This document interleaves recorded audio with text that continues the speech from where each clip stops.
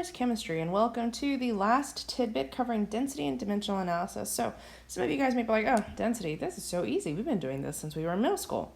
True, very true, right? In middle school, you talk about the whole D equals M over V, and how it looks like a heart, and how we can move these letters around, right? And use it like an equation, right? And that's good. That's all fine and good, right? And it's true that the math comes out the same. But going back to the crux of this chapter, right? So all of chapter 2 really just introduces the concept of what a measurement is, right? How we can evaluate the precision of a measurement, right? And then finally, how we take the concept of a measurement, which includes units, and the type of math we can do with it, right? That's what this whole chapter is about, analytical thinking about units, okay? Which means that this does not get to the analytical thinking part, right? All that is you rearranging some letters and putting pieces where they belong, right? We are gonna stop and think about what density means, right? Density is mass per volume, right? When we say it out loud, right, we would say mass per unit of volume, right? And we typically mean 1 unit of whatever our volume happens to be, right? And anytime we say per, what kind of information is that really? Ding, ding, ding, conversion factor, right? That's what this is. As written, it is a conversion factor. So, for example, when this says that aluminum has a density of 2.7 grams per centimeter cubed, other ways to write that are 2.7 grams per 1 centimeter cubed, or 1 centimeter cubed per 2.7 grams of aluminum, or we could say that 1 centimeter cubed is equal to 2.7 grams of aluminum. Yes? All different ways to say the exact same thing, right? Which is that this is the relationship between how much mass one defined unit of volume of aluminum has, right? So for things that are more dense, right? So platinum, really high density, right? 21 grams per 1 unit of volume, right? Which means that if I'm holding 1 unit of volume of aluminum and an equivalent volume of platinum, what's going to be true? Right, that volume of platinum is going to be far heavier, contain more mass than the equivalent volume of aluminum. Yes, does that make sense? Right? Whereas if I were to compare aluminum to, say, charcoal, right? Charcoal is less dense, right? So the same volume would contain less mass. Yes, does that make sense, right? That's what density means. So let's talk about some problems we can solve with density, right? So here is where it becomes really important, right? Because sometimes we get caught up in like the mindset that we have like our given and then a conversion factor and then our goal, right? And sometimes we want to run on autopilot without thinking, right? That's pretty much never an option in chemistry, right? So, and we'll see why here. So it says, so blah, blah, blah, because this is like part 2 to that other problem in your guys' book, right? So they accidentally made the ring out of silver. They gave her a new ring. This time when she checks the density, she finds the mass of the ring to be this, right? And its volume to be this. Is this ring genuine, right? If I want to know if the ring is genuine, so she's checking the density. That's my question, right?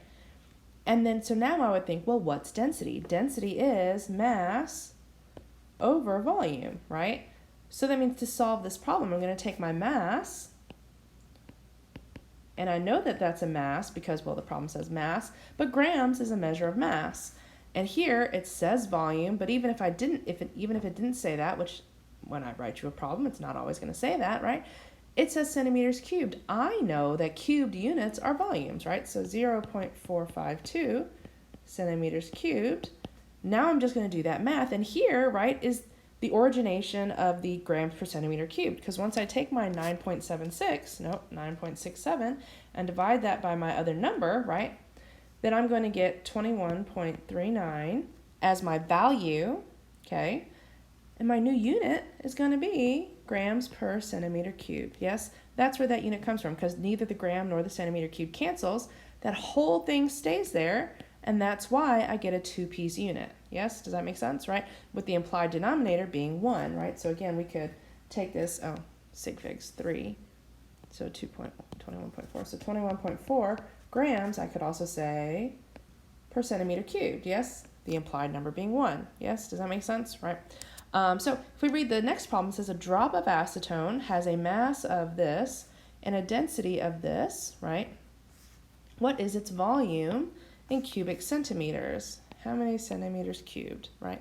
So if I'd like to find the volume, my given is a mass, and how do I know that this is probably my given versus this? Right, because this, grams per centimeter cubed, is a conversion, right? It allows us to convert between what two pieces of information? Right, the things it's composed of, which are mass and volume, right? So let's go ahead and start with our 35 milligrams. And then we're going to then use this. So here, it is often helpful to go ahead and rewrite this as a conversion factor, right? If we write it out as a conversion factor, it helps us visually to see what the two pieces are and makes it so we're more likely to arrange it correctly in our conversion factor, right? Because at this point, most of us are pretty good about setting up a conversion, right? Now we just have to make sure we plug in the pieces correctly. So if I know it says milligrams here, and then I'm tempted to put my 0.788 grams down here, and my 1 centimeter cubed up here, then what do we see? Oh no, the units of mass don't cancel. So let's go ahead and figure out that relationship. What's the relationship between milligrams and grams? Right, which is bigger? Grams are bigger, so 1 gram is equal to 10 to the third milligrams. So I'm going to put my 1 gram up here, 10 to the third milligrams down here. And if we look, milligrams cancels, grams cancel, volume is what's left, and I just need to make sure I do that math correctly. Yes, does that make sense? And here, right, so the beauty of setting up the fractions this way, right, is it doesn't matter if this tidbit is here or here, right, because we're still going to multiply across all of our numerators and divide by all of my, the product of all my denominators, right? So it doesn't really matter which piece comes where based on our order of operations, because the units are still going to cancel in the same way. All right, last problem here says a steel cylinder has a volume of this and a density of this. What is its mass in kilograms? So this is my question.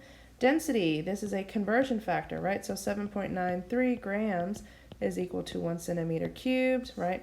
And so this is my given. So I'm going to take 246 centimeters cubed, and I'm going to fill in my conversion factor, which says 1 centimeter cubed is equal to 7.93 grams. And then this says kilograms, so I know that 10 to the third grams is equal to 1 kilogram. Grams cancels, that cancels.